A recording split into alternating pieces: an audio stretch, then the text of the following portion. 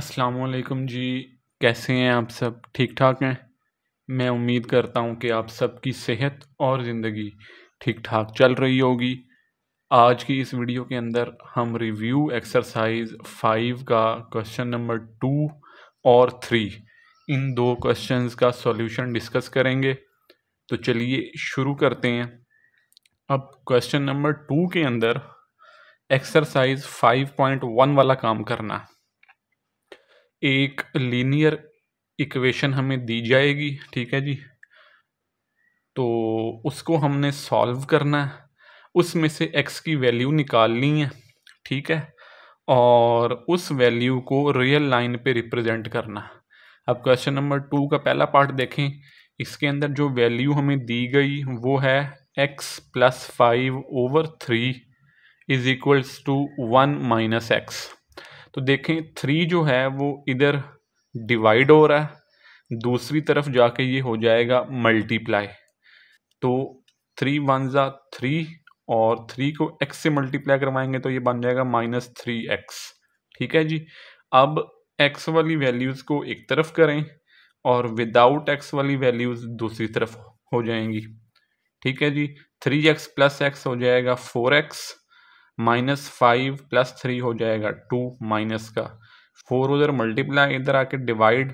तो final answer जो हमारा बनेगा वो बन जाएगा -1/2। अब -1/2 को हमने नंबर लाइन पे या रियल लाइन पे रिप्रेजेंट करना है।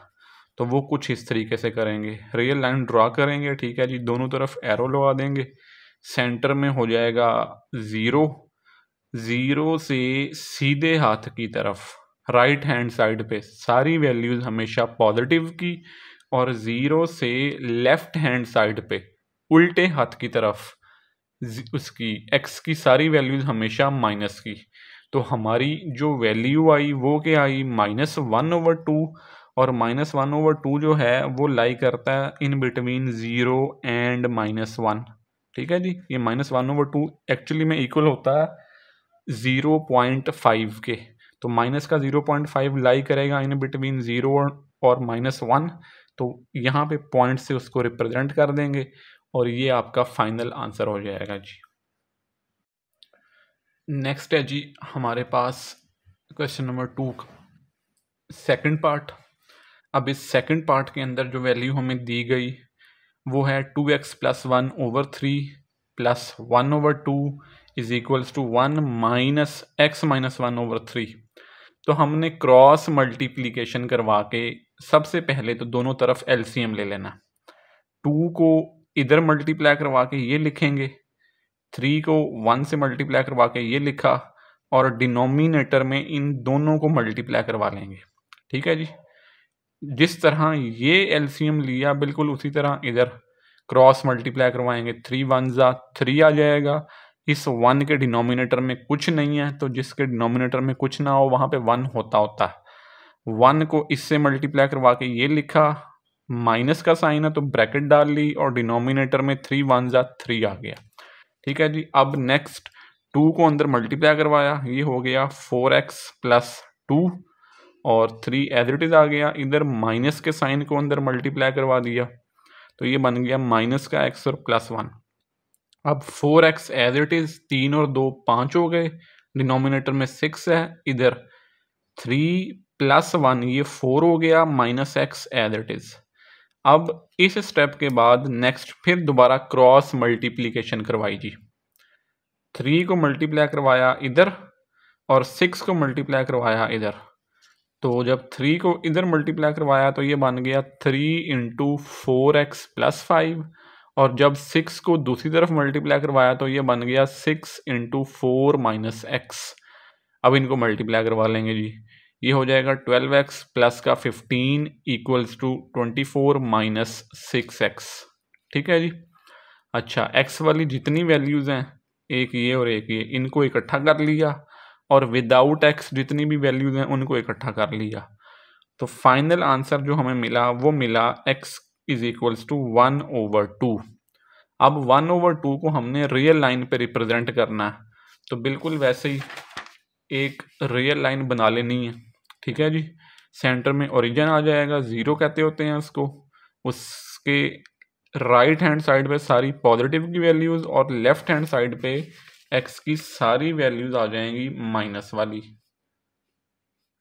हमारा आंसर आया 1/2। 1/2 लाइज इन बिटवीन 0 एंड 1। तो यहाँ पे एक डॉट बना देंगे सेंटर में और यहाँ लिख देंगे जी 1/2।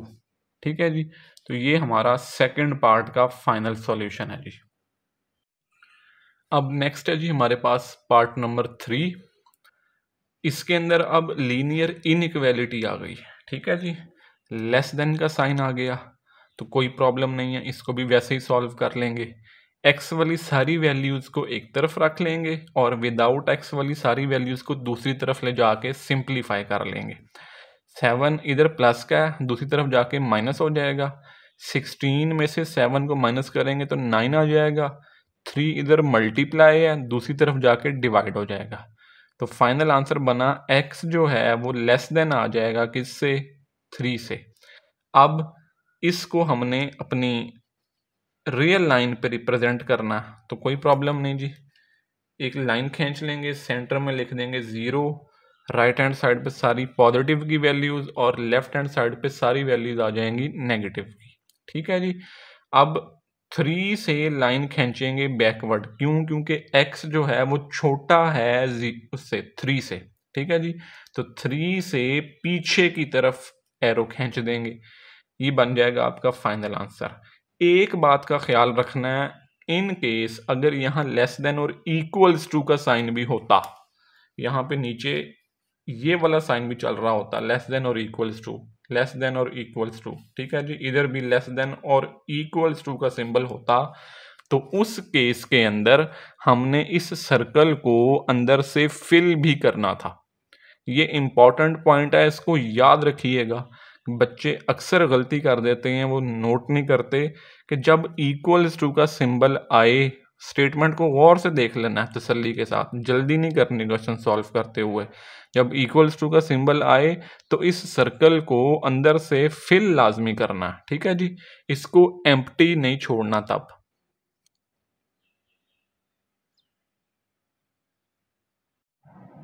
अब नेक्स्ट जो है वो है जी हमारे पास क्वेश्चन नंबर 2 का पार्ट नंबर 4। इसके अंदर भी इनइक्वालिटी हमें दे दी गई। ठीक है जी, 5 into x minus 3 is greater than और equals to 26x minus into 10x plus 4। तो सबसे पहले तो 5 को इधर अंदर मल्टीप्लाई करवाएंगे x के साथ भी और -3 के साथ भी, तो ये बन जाएगा 5x माइनस 15 ग्रेटर देन और इक्वल्स टू। इसी तरह इस माइनस के साइन को अंदर मल्टीप्लाई करवा देंगे तो साइन तब्दील हो जाएंगे, माइनस का 10x और माइनस का 4। ठीक है जी, 26x में से 10 को माइनस कर देंगे तो ये आ जाएगा 16x और ये वाली वैल्यू एज इट इज़ आ जाएगी। अब देखना है आपने कि 16x और 5x इन दोनों में से बड़ी वैल्यू कौन सी है। 16 बड़ा है, तो इस छोटी वैल्यू को बड़ी वैल्यू की तरफ मूव करवाना है। 5x इधर प्लस का, दूसरी तरफ आके हो जाएगा माइनस का। 4 इधर माइनस का, उस तरफ जाके हो जाएगा प्लस का। ठीक है जी, आपने कोशिश करनी होती है कि जो भी वेरिएबल यूज़ हुआ हो ना आपके पास, x है, y है, z है, उसको पॉजिटिव रखना होता है। ठीक है जी, तो इसलिए मैं 5x को इधर लेके आया क्योंकि 16x बड़ी वैल्यू है और ये ऑलरेडी प्लस की है तो इसको मूव नहीं करवाना। अच्छा जी, तो सिंप्लीफाई किया तो पता ये चला कि 11x जो है ये लेस देन है या इक्वल्स टू है किसके, -11 के। 11 उधर मल्टीप्लाई हो रहा है, इस तरफ आके डिवाइड हो जाएगा, इस तरफ आके डिवाइड हो जाएगा, तो x का आंसर आ गया लेस देन और इक्वल्स टू -1। अब इसको ज़रा तरतीब से लिख लें तो ये बन जाएगा x छोटा है या बराबर है किसके, -1 से। तो अब इक्वलिटी का साइन इस्तेमाल हो गया।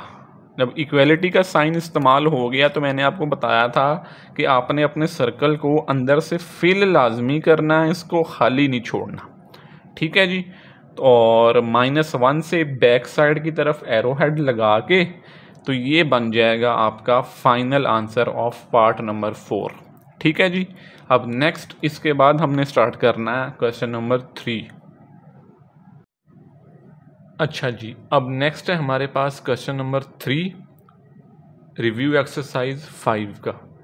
इसके अंदर सॉल्यूशन रीजन फाइंड करना है, ठीक है जी, कि कौन से रीजन में सॉल्यूशन लाई करेगा। और दिया क्या गया, दो लीनियर इनइक्वालिटीज़ दे दी गई। तो ये 5.1 वाला काम ही है, ठीक है जी। अगर आपने पिछले लेक्चर्स लिए हैं तो फिर तो बहुत इजी है, नहीं तो थोड़ा सा प्रॉब्लमेटिक हो सकता है। मैं कोशिश करता हूँ कि आपके लिए आसान कर दूँ। दो लीनियर इनइक्वालिटीज़ दी गई थी, ठीक है। हमने इन दोनों की एसोसिएटेड इक्वेशंस बना ली। वो कैसे बनाई, ग्रेटर देन के साइन को इक्वालिटी में तब्दील कर दिया और इसी तरह ग्रेटर देन के साइन को इक्वालिटी में तब्दील कर दिया, ठीक है जी। तो ये जो साइन होते हैं ना, लेस देन या ग्रेटर देन, इन दो साइंस को आपने इक्वालिटी के साइन के साथ तब्दील कर देना होता है, तो आपकी एसोसिएटेड इक्वेशंस बन जाती हैं। एसोसिएटेड इक्वेशंस भी कह सकते हैं और कॉरिस्पॉन्डिंग इक्वेशंस भी कह सकते हैं, ठीक है जी, कोई प्रॉब्लम नहीं है, एक ही चीज़ है। अच्छा, जब इक्वेशन नंबर 1 और 2 बन गई तो एक दफ़ा इक्वेशन नंबर 1 के अंदर x को 0 पुट करेंगे और y का आंसर निकालेंगे, और दूसरी दफ़ा y को 0 के इक्वल पुट करके x का आंसर निकालेंगे। फिर यही काम इक्वेशन नंबर 2 के साथ करना है। एक दफ़ा x को 0 पुट करेंगे तो y का आंसर आ जाएगा, और दूसरी दफ़ा y को 0 पुट करेंगे तो x का आंसर आ जाएगा। ठीक हो गया जी।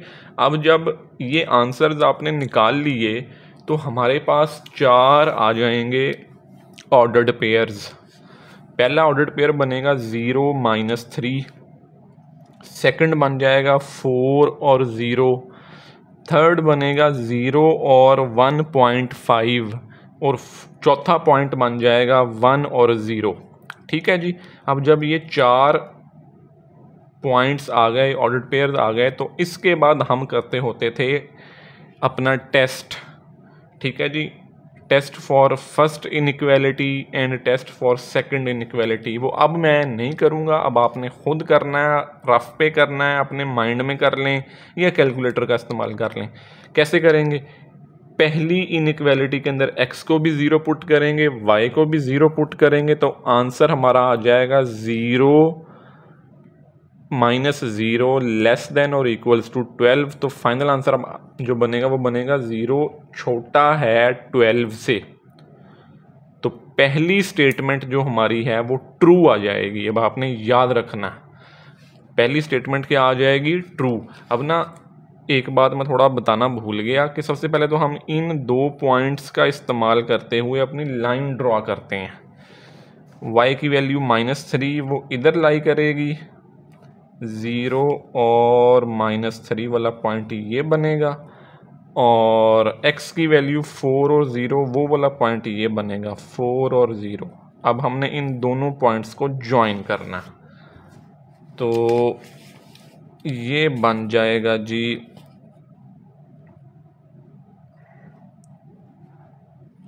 एक लाइन हमें मिलेगी इस तरीके की, ठीक है जी। और ये जो हमारी पहली लाइन की स्टेटमेंट आई थी ये आई थी ट्रू। जो टेस्ट के लिए हमने पहली इनइक्वालिटी के अंदर x को भी 0 पुट किया था, y को भी 0 पुट किया था, तो उसका आंसर ट्रू आया था। ट्रू का मतलब ये है कि इस लाइन का जो शेडेड एरिया बनना है वो सेंटर की तरफ, ओरिजिन की तरफ बनना है, ऐसे। ठीक हो गया जी। तो ये वाला एरिया याद रखिएगा आप। ओ, ये तो कैमरे में तो आ ही नहीं रहा, अब देखें जी। इस लाइन का जो शेडेड एरिया बनेगा वो ये वाला एरिया बनेगा टूवर्ड्स द सेंटर, जो सेंटर की तरफ जा रहा है, ठीक है जी, ऐसे। अब हमारे पास एक दूसरा ऑर्डर्ड पेयर भी है, 0 और 1.5 और 1 और 0, इसको भी ड्रॉ कर लेते हैं।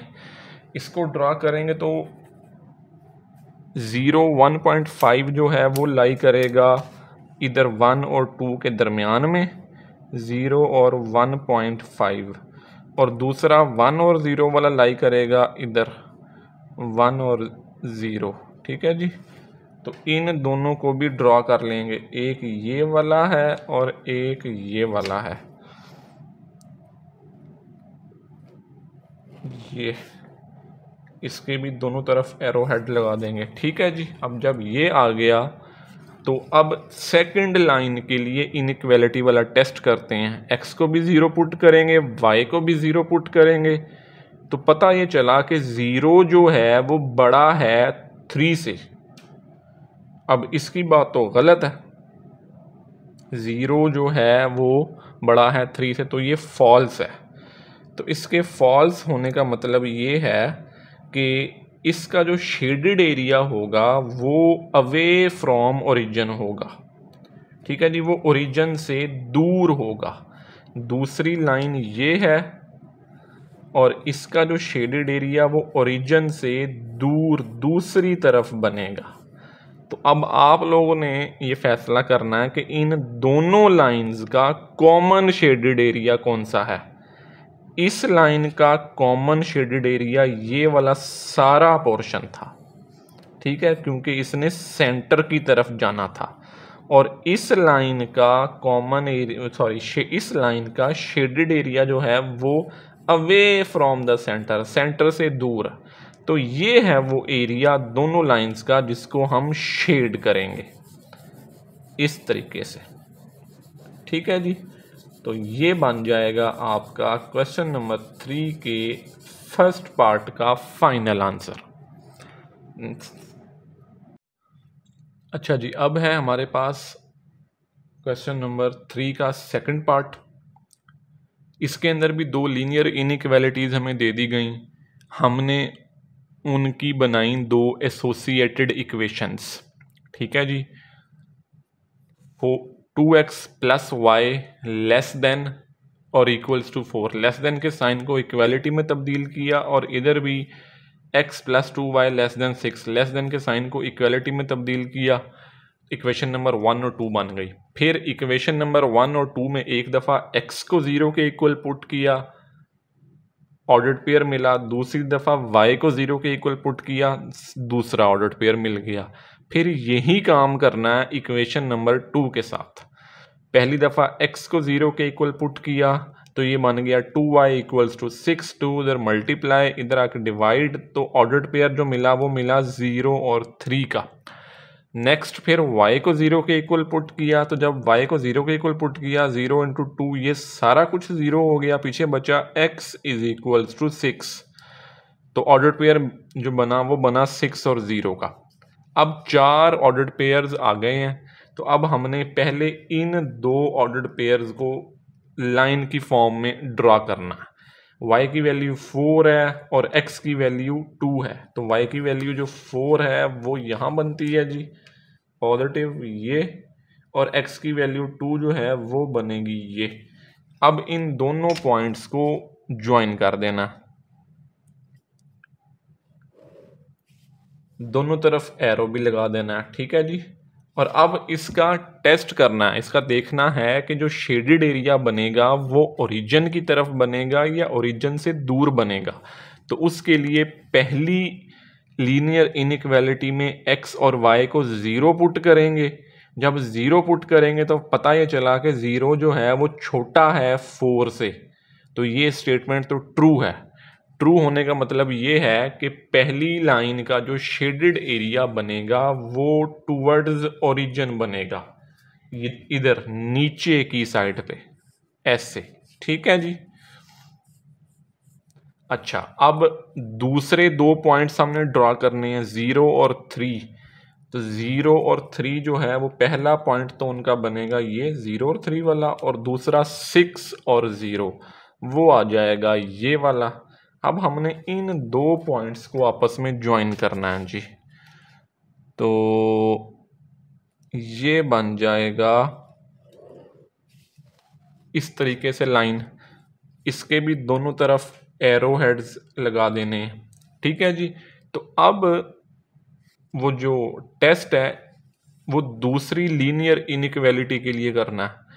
इसके अंदर भी x को 0 पुट करें और y को 0 पुट करें, तो पता ये चला कि 0 जो है वो छोटा है 6 से। अब ये बात भी बिल्कुल ठीक है। तो जब ये बात ठीक है तो ये स्टेटमेंट हमारी ट्रू हो जाएगी टेस्ट वाली, और सेकंड लाइन का जो शेडेड एरिया बनेगा वो भी टूवर्ड्स ओरिजिन ही बनेगा। ठीक है जी, ठीक है जी। तो अब दूसरी लाइन का जो शेडेड एरिया बनेगा वो भी ओरिजिन की तरफ ही बनेगा। ठीक है, तो क्योंकि दोनों का जो टेस्ट है इनइक्वालिटी वाला वो ट्रू आया है, और ट्रू की केस में जो शेडेड एरिया बनता है वो टुवर्ड्स ओरिजिन बनता होता है। और एक बात, दूसरी बात ये, इसमें हमारे पास किसी किस्म की कोई रिस्ट्रिक्शन तो है नहीं कि x ग्रेटर देन और इक्वल्स टू 0 और y ग्रेटर देन और इक्वल्स टू 0, जिस तरह 5.2 के अंदर रिस्ट्रिक्शंस दी जाती थी। ठीक है जी, तो इसका मतलब है कि हमारा जो शेडेड एरिया है वो, सॉरी, ये कॉमन एरिया जो होगा दोनों लाइंस का वो ये वाला है, और ये वाला सारा एरिया हमने शेड कर देना, क्योंकि कोई रिस्ट्रिक्शन नहीं है किसी किस्म की कि क्वाड्रेंट कौन सा है, पहला है, दूसरा है, तीसरा है या चौथा है। तो हम इस सारी वैल्यू को ऐसे शेड कर देंगे।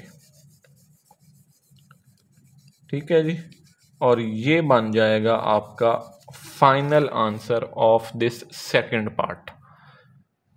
मैं उम्मीद करता हूँ कि मेरी वीडियोस आपकी पढ़ाई में हेल्पफुल साबित हो रही होंगी।